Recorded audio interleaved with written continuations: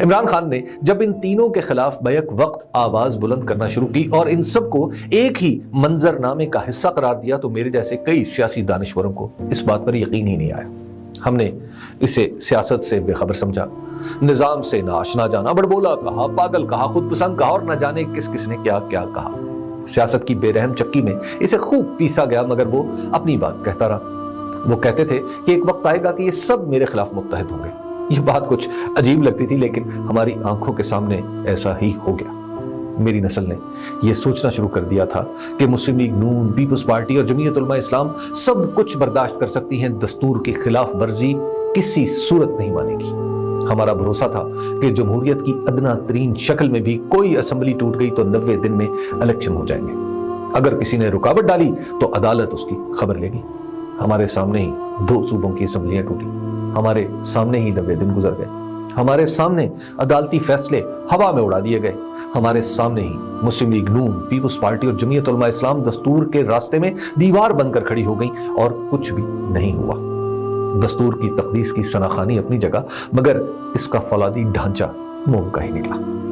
صحیح پوچھیں تو یہ سب کچھ عمران خان کا کیا تھا۔ وہ سیاست میں آئے تو روایتی سیاست کا جامہ ہی چک کر ڈالا۔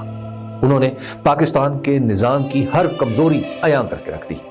انہیں روکنے کے لیے ایک دوسرے کے دشمن بھی یکجان ہو گئے۔ ان کا راستہ بند کرنے کے لیے ریاضی کے قانون بدل دیے گئے کہ اب پاکستان میں کسی کو معلوم نہیں کہ 90 کا عدد کیا ہوتا ہے، 90 دن کا کیا مطلب ہے، ان کی گنتی کیسے ہوتی ہے۔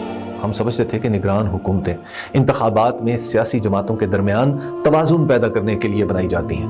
ہمیں اب پتہ چلا ہے کہ ان کا مقصد وجود ہی ایک سیاسی جماعت کو ٹھکانے لگانا ہوتا ہے۔ صورت یہ بن گئی ہے کہ ایک طرف عمران خان ہیں اور دوسری طرف سب کے سب، مگر پھر بھی بات نہیں بن رہی۔